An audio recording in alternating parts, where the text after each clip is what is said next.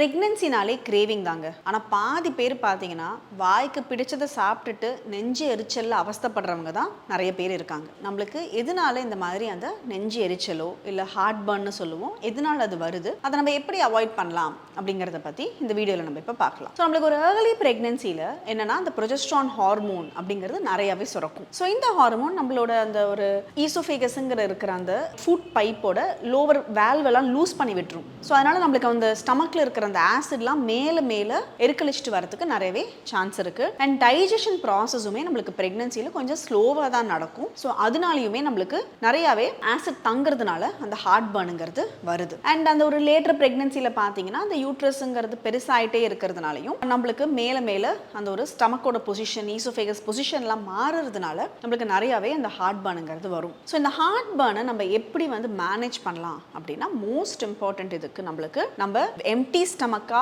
ஸ்டார்வும் பண்ணக்கூடாது, ரொம்ப அதிகமாக நம்ம வயிறு முட்டை சாப்பிட்றதையும் அவாய்ட் பண்ணலாம். So frequent meals in regular interval அப்படிங்கிறது தான் most important to prevent this heartburn. Pregnancy கிரேவிங்கில் நம்ம சில சமயம் காரமாக இல்லை பொரிச்சது ஆயிலி ஃபுட்ஸ் எல்லாம் ரொம்ப விரும்பி சாப்பிட்டுட்டு அதுக்கப்புறமா நம்ம ரொம்பவே கஷ்டப்படுவோம். ஸோ கூட மட்டும் இந்த மாதிரி oily foods and spicy food avoid பண்ணிடுங்க. அண்ட் தண்ணி, நம்மளுக்கு வாட்டர் குடிச்சோம்னாலே அந்த ஃபுட்டை டைஜஸ்ட் பண்ணுறது will be much easier. So make sure you're having 2 to 3 liters of water. தூங்குறதுக்கு முன்னாடி, அதாவது சாப்பிட்டுட்டு உடனே படுத்தாலுமே இது நிறையவே அஃபெக்ட் ஆகும். கூட மட்டும் அந்த சாப்பிட்டு முடிச்சுட்டு ஒரு 10-15 minutes கழிச்சு ஒரு 10 minutes வீட்டுக்குள்ளேயே கூட நீங்கள் அப்படி ஒரு வாக் மாதிரி போனீங்கனாலுமே கண்டிப்பாக இந்த ஹார்ட் பர்ன்லேருந்து you will be relieved. And இந்த walk will help with your digestion and it will also help with avoiding sugars. அதெல்லாம் வரதுமே கண்டிப்பாக அது ஹெல்ப் பண்ணும். அதே மாதிரி கொஞ்சம் அந்த ஒரு ப்ராப்ட் அப் பொசிஷன், ஸோ ஒரு 2-3 பில்லோஸ் மாதிரி மேலே வச்சுட்டு நீங்கள் படுத்தீங்கனாலுமே கூட that will also help in அந்த ஒரு